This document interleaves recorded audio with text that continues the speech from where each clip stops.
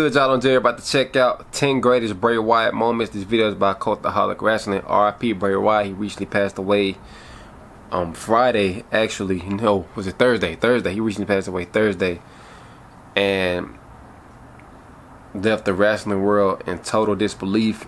Everybody was in shock. Nobody really believed it at first until it was confirmed by Triple H. And it's like just a shocker, man, because I think it was like 2 weeks ago on the wrestling dirt sheets, it was saying that Bray Wyatt was scheduled to be returning the ring, trying to be cleared to return to the ring in the next couple of months or whatever, and this just unexpectedly happened, man. So I want to send my condolences to JoJo and his family, his brothers, Bo Dallas, his dad, the rest of his family, and all of his fans, man. So you're about to hop into this video, see the 10 greatest moments of Bray Wyatt. Let's go.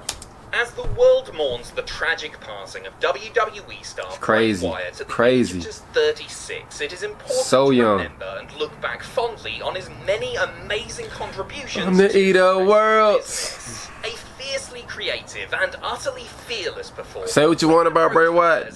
That dude loved wrestling. He was so intelligent from a whilst we are saddened to know intellectual, never get to witness how he approached the wrestling game. He left behind so he was such a many genius for us to enjoy again and again. Absolutely. Please join us in celebrating the life and career of the incomparable Bray Wyatt. We'll miss you, Bray.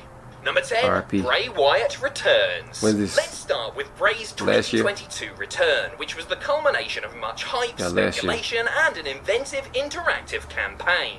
With Triple H taking over the creative reins from Vince McMahon, we immediately started to see some of the game's old favourites return to the fold, whether they were rehired or simply given renewed pushes. Encouraged to follow the mystery of the White Rabbit, viewers eagerly tuned in to the Extreme Rules pay-per-view, where it was hinted that Wyatt would re-emerge. With the show ostensibly going off the air, the lights went out and the weirdness began in earnest. With a recording of Bray singing "He's Got the Whole World in His Hands" playing, that was a classic moment right there.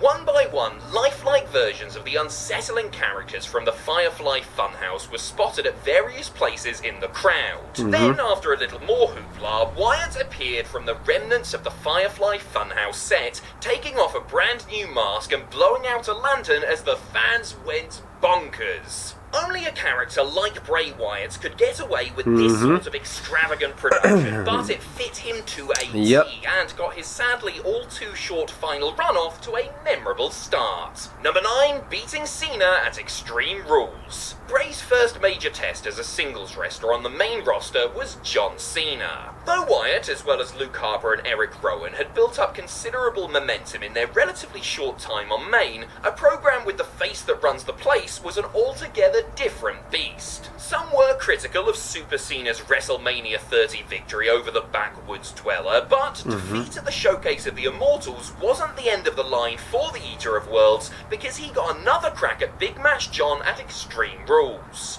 Locked inside a steel cage, Wyatt and Cena were having themselves a hell of a fight. I think Braun Strowman kind of debuted this night. Interference of the rest of the Wyatt I could be wrong. members. It wasn't Harper or Rowan that he needed to worry about, however. A small child who would be ordinarily kitted out in one of Cena's Neon Nightmare t-shirts showed up and prevented him from exiting the cage door by freaking him out with a demonic rendition of "He's Got the Whole World in His Hands." The distraction was enough to allow Bray to hit Sister Abigail and secure a key victory. Number 8, the Firefly Funhouse match. 6 years after they first clashed, Bray and Cena reignited their rivalry on the road to WrestleMania 36. By this point, Wyatt had transformed into the Fiend, and John was no longer WWE's marathon man, but on a part-time schedule and used only for special events. When COVID hit, WWE were forced to innovate and came up with a Firefly Funhouse match for Cena vs. Wyatt on the oddest, grandest stage of them all. More in keeping with performance art than traditional professional wrestling, the Funhouse was unlike anything WWE had done before. A time-hopping head trip with nary a wrestling move in sight, the match saw Bray taunt Cena, who morphed into prior versions of himself. They even did an homage to their previous feud and imagined John Cena becoming a member of the New World Order. It was wild and wacky, and while it wasn't for everyone, it was certainly different and lingered long in the memory. There were a lot of so-called cinematic matches during the pandemic era, but I feel like those cinematic matches, we gotta thank Matt Hardy for that. Center takes some topping. Number 7, winning the tag titles with Orton. I don't remember this run. Debuted on WWE's main roster in the summer of 2013. It took him I know over it had to 3 be around years 2017, to win his first piece 2016 or of 17. WWE Gold. And it wouldn't be with Rowan or Harper either, but temporary honorary Wyatt family member Randy Orton. The new face of Fear and the Viper joined forces in late 2016 and took on inaugural SmackDown Tag Team Champions Heath Slater and Rhino being champions. Kicking off the show, the match itself was really nothing to write home about, lasting a shade under 6 minutes as it did. But as a moment, it was a big one, and an important one for the career of Wyatt, who provided the distraction that allowed Orton to nail an RKO and bag the belts. The Orton-Bray saga would go completely off the rails in the months that followed, but it was compelling stuff initially, with this being one of the highlights. Yo, my boy R.I.P. Luke Harper as well. The pandemic was still in full swing when Bray's alter ego clashed with Randy Orton at TLC 2020 in what was basically an Inferno match, i.e. the first person to set their opponent on fire wins. WWE attempted many wacky things during their extended residency in empty arenas, but none were as genuinely mad as what they did here. As an actual match, it's not exactly giving Flair vs. Steamboat any sleepless nights, but it was a visually stunning spectacle and features one of the most unforgettable WWE pay-per-view endings ever. Orton won the match by backing The Fiend into the flames, only for Wyatt to continue his pursuit before eating an RKO. The Viper then contemplated his next move before pouring gasoline on his stricken foe and lighting a match. Just completely mental on every level, enjoyable whether you were genuinely aghast or bursting at the seams from suppressed laughter. Number 5, besting Bryan at the Rumble.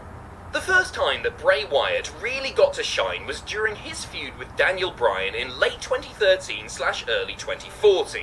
Bray had seemingly recruited the American Dragon into the Wyatt family. Now I remember fold, this is the 2014. bearded wonder to famously rip off his boiler suit and break free from their clutches. Well, the Eater of Worlds I remember John Cena joined them with he did something similar to that. The grudge match was booked for the 2014 Royal Rumble. Opening the show in style, the two men had an exceptional back and forth contest that would remain one of Wyatt's best. Bryan was riding a serious wave of fan support at the time, and the Bray Wyatt character was still very new, giving the match a lot of crowd heat and a fresh feel. As for the result, it really could have gone either way, and that would have been just fine, but Bray got the nod and put the bearded wonder away after his sister Abigail into the ringside barricade, followed by another in the ring.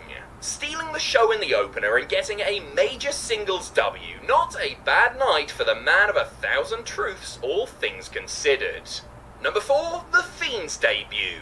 While his tag team with Broken Matt Hardy, the Deleters of Worlds, was a fine mid-card distraction, it was clear that Bray could do with a direction change sooner rather than later. Once the team had run its course, Wyatt took a little vacation while new vignettes began offering a peek into Bray's Firefly Funhouse. Initially appearing as a Mr. Rogers type host, the vignettes took a very dark turn as the Fiend was introduced to the world. After playing for weeks and weeks, fans became invested in seeing how it would all shake out in the ring as Wyatt targeted Finn Balor and was booked against the first ever Universal Champion at SummerSlam 2019. The Fiend's proper in-ring debut would have to be handled perfectly after such a long and careful build, and thankfully WWE, as well as Bray and Balor, got it spot on.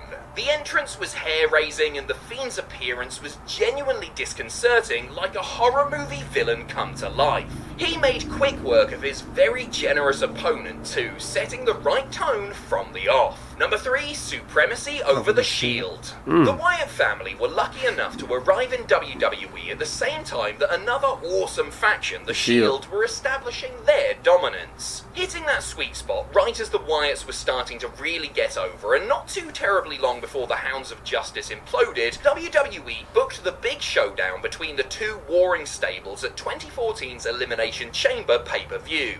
Watching it all unfold, you could immediately see that this was something truly special. The crowd were electric from before the opening bell rang and maintained their enthusiasm for the duration of the near 25-minute barn burner. In any event, the six-man was a real chaotic scrap that featured a little bit of everything for everyone and allowed all the participants to shine. Right there, Luke Harper. Especially Bray, though, who scored the decisive pin on Roman Reigns. Amazingly, WWE booked the match to end pretty much the same way in the main event of Raw a few months later. They should have had Bray face Roman. Bray again pinning the big dog to establish his trio supremacy. Number 2, Bray's Elimination Chamber WWE. That was a good moment for him right there. The Elimination Chamber. They just had him lose against Randy Orton at WrestleMania. In Bray Wyatt's heart. 3 years after he, Harper, and Rowan beat Rollins, Reigns, and Ambrose in an instant classic, the Eater of Worlds received a shot at the WWE title in the show's eponymous match. John Cena was defending against Wyatt, AJ Styles, Dean Ambrose, The Miz, and Baron Corbin inside the unforgiving steel structure, with Bray entering the fray as the 4th entrant. This was his first crack at the WWE title, believe it or not, his only previous shots at any sort of world title coming in the 2014 Money in the Bank ladder match and in the 2016 Royal Rumble.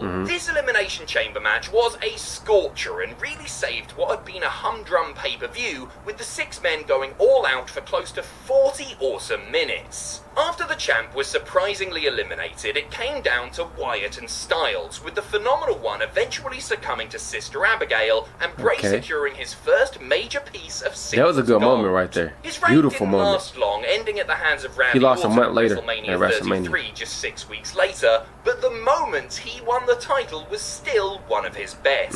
Number 1, the Wyatt family debut. They debuted against the first Kane, time we I believe. saw Wyndham Rotunda on WWE Husky television, he was a million miles removed from the iconic character he would morph into. It took a couple of years in NXT for him to transform from Husky Harris, game show hopeful and member of the new Nexus. While in developmental, Rotunda crafted the Bray Wyatt persona, with he and his family quickly becoming a leading act for the black and gold brand. Like many others before and after them, their fortunes could have easily changed with their call-up, but mercifully, WWE got it right from the get-go.